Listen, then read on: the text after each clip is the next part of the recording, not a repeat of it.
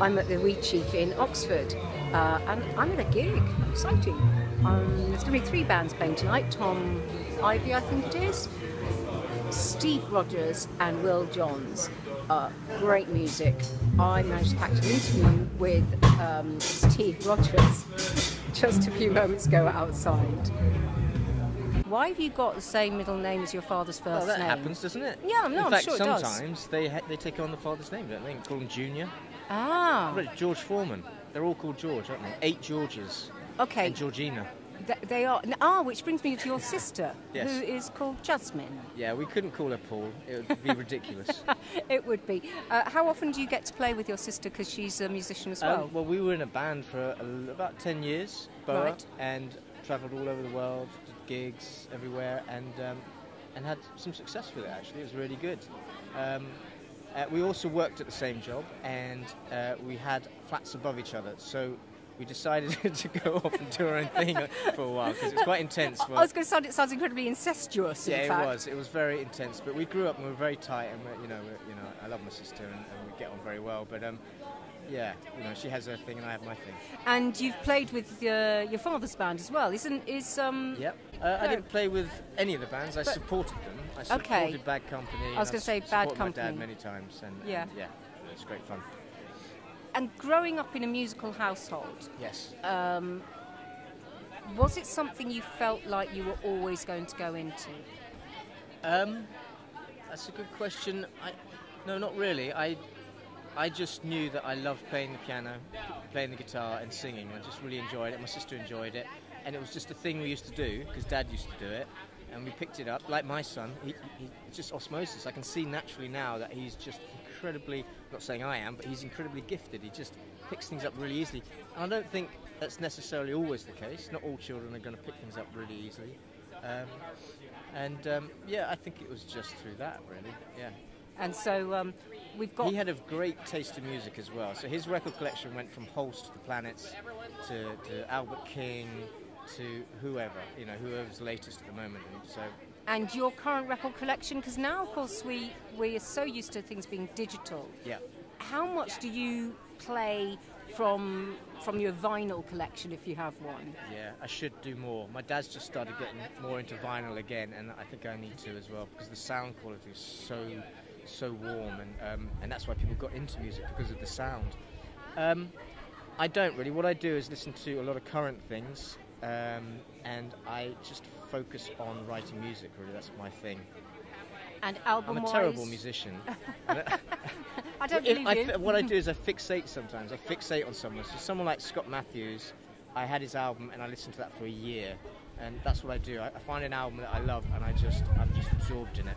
And as far as your own albums and where you're at in terms of musically Well, we will publishing? start recording next week with my band up in Liverpool, Elevator Studios, with a great producer, and and then we'll see what happens after that. Have you Really got a excited. title for the album? I like the title Life, but we'll see what happens. Yeah. And singles-wise, how does the chart system now work or affect you at all? Or are you, in terms of purely from a money-making perspective? Because that's why we do this.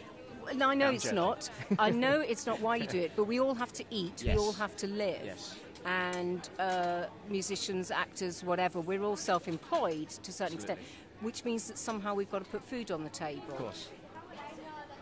How important... We have a gang of musicians where I live, where we go around, and we're like Dick Turpin. They don't know we're musicians, but we wear hooded things. I don't know what I'm talking about. Yeah, no, I love it. I love the imagery, though, that I'm getting now. I'm visualising, We're a mob. Yes. We're a mob, and we just ransack. But you serenade people as you do it. There you go. So that's that sounds the payment. more romantic. That's the way of doing it. So you rob them, but you play them a tune first. Yes, exactly. People always say, how can you make a living out of music when it's all like this and like that? And I just say, you always can, because you get a band together and you just go out and gig. Yeah. And if you bring people along, people enjoy it, and that's what you do. You make sure people enjoy it, then you've got a living. So. And you tour quite internationally, don't you? Yep, America and Japan and Germany. I've done the last 3 years, so yeah, it's been exciting. And what brings you to Oxford tonight, then? Well, Oxford is very close to my heart.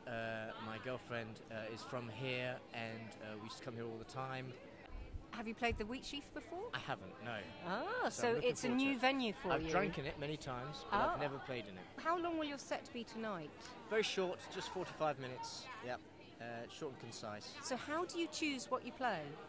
Well, what we usually do is put the best songs on, really. I change them. So as we go along, if I feel that this is not appropriate, I will say to the band, well, let's do this song. So it's just, it's enjoyable. You know, you just go with the energy of the audience and see what happens, really. Do you always know what one you're going to open with? What number you open Yes, I do, with? yeah. And the band knows that? Yeah, I hope so.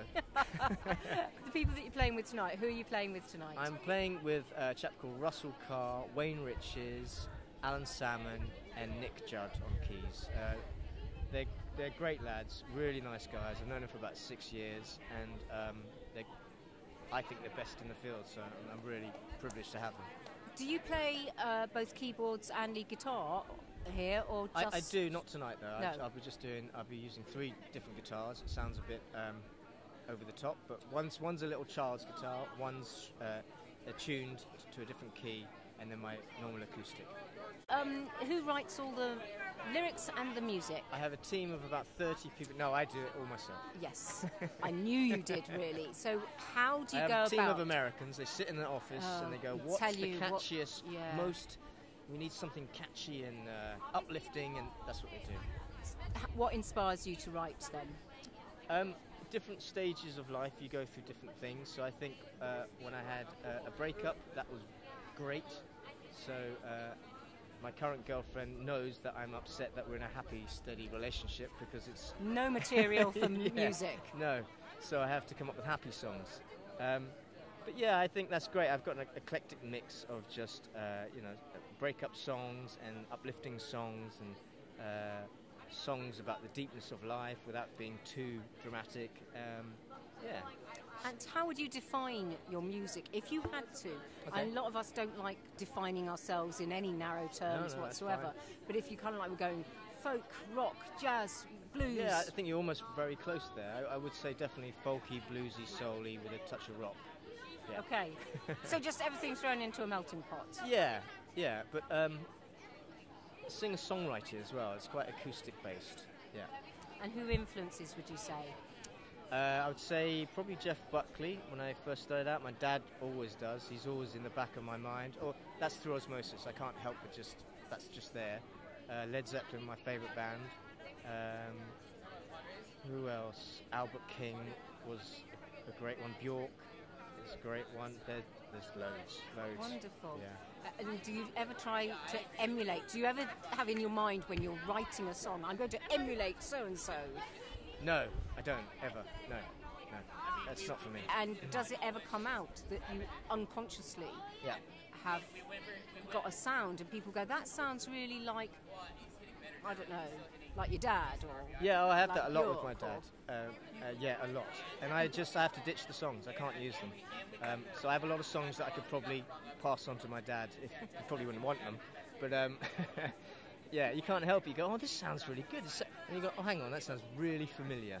So that's not what I'm trying to do. I'm not trying to sound like someone else because that just wouldn't work. Well, not for me anyway. So I have to be myself, and that's what I get a buzz from. Absolutely. Yeah. And I'm sure that's what your fans get a buzz from as well. Yeah, I hope so. They don't want to see you trying to be somebody else. No, I don't think so. Thank you so much. Oh, thank you very much. That's been finished. Brilliant. Oh, I'm sad. Yeah, I know, but if we carry on and on and on and on, then we get people get bored. We get boring, and I don't want to get boring. That's true. Thank you very much. Bye.